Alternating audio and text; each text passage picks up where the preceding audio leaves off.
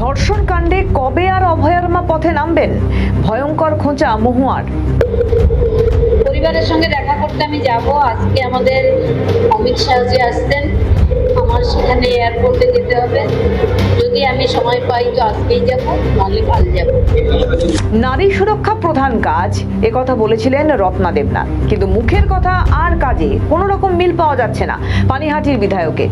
BJP সরকারে আসার আগে একাধিক প্রতিশ্রুতির কথা বলেছেন, সেগুলো আস্তে আস্তে করছে বিজেপি সরকার। কিন্তু রত্না দেবনাথের ভূমিকা নিয়ে প্রশ্ন উঠছে। কেন প্রশ্ন উঠছে? এই প্রশ্ন তুলছে রাজনৈতিক মহল। বারুইপুরে 11 বছরের নাবালিকাকে ধর্ষণ ও খুনের ঘটনায় রাজ্য রাজনীতিতে উত্তপ্ত পরিস্থিতি। রবিবার সকাল থেকে রণক্ষেত্রের চেহারা দক্ষিণ 24 পরগনার ধপধপি এলাকায়। দোষীদের শাস্তির দাবিতে মৃতদেহ রাস্তায় রেখে চলে বিক্ষোভ। এই ঘটনায় 24 ঘন্টার মধ্যে মূল অভিযুক্ত আনন্দ সর্দারকে গ্রেপ্তার করে পুলিশ। পাশাপাশি মঙ্গলবার রাতে প্রভাস মণ্ডলের পুলিশের গুলিতে মৃত্যু হয়। এনকাউন্টারের পর রীতিমতো খুশির হাওয়া রাজনৈতিক মহল থেকে সোশ্যাল মিডিয়ায়। কেউ কেউ আবার বলছেন দুষ্কৃতীদের ভয় ইন ভরসা আউট। অন্যদিকে বারুইপুরের ঘটনায় ঋতব্রতদের শিবির কালীঘাট তৃণমূল মুখ্যমন্ত্রী শুভেন্দু অধিকারী ঘটনাস্থলে গেলেও রত্না দেবনাথ তিনি এখনো পর্যন্ত নির্যাতিতার পরিবারের সঙ্গে দেখা করতে পারেননি। পানিহাটির বিধায়ক এসি ঘরে বসে এখনো বলে যাচ্ছেন যাবেন। পরিবারের সঙ্গে দেখা করতে আমি যাব। আজকে আমাদের অমিত শাহজি আসছেন, আমার সেখানে এয়ারপোর্টে যেতে হবে। যদি আমি সময় পাই তো আজকেই যাব, নাহলে কাল যাব। আরজিকর কাণ্ডে নাগরিক সমাজ রাত জাগো আন্দোলন করেছিলেন। সেই আন্দোলনে মিছিলে পা মিলিয়েছিলেন রত্না দেবনাথও। আর বারুইপুর কাণ্ডে রত্না দেবনাথ কেন চুপ করে বসে আছেন? রত্না দেবনাথকে খোঁচা দিতে ছাড়েননি কৃষ্ণনগরের সাংসদ মহুয়া মৈত্র।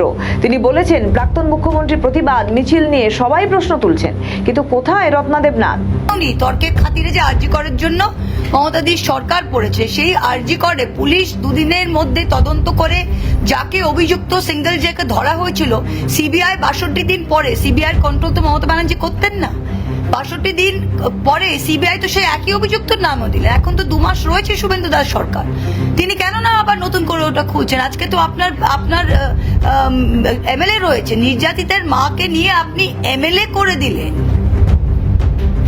আজকে তার মহিলা সন্তান হারিয়েছে, তার বিরুদ্ধে আমি কিছু বলতে চাই না, কিন্তু তার নির্বাচনী স্পিচগুলো আমরা শুনেছিলাম। তা আজকে তিনি তো যাচ্ছেন না, আজকে নির্যাতন বারুইপুরে তিনি যান না। বারুইপুর কাণ্ডের 5 দিন হয়ে গেল, আর কবে যাবেন? কবে গিয়ে নির্যাতিতার মায়ের পাশে দাঁড়াবেন? কবে প্রতিবাদ করে গর্জে উঠবেন? আদৌ কি রত্না দেবনাথ যাবেন, নাকি শুধুই বুলি আওড়াচ্ছেন? নজর থাকবে প্রত্যেকের। আমাদের ভিডিও ভালো লাগলে লাইক ও শেয়ার করুন, কমেন্ট সেকশনে আপনাদের মতামত জানান। আরও ভিডিও পেতে আমাদের চ্যানেলটিকে সাবস্ক্রাইব করুন এবং প্রতি মুহূর্তে খবরের আপডেট পেতে প্রেস করুন বেল আইকন।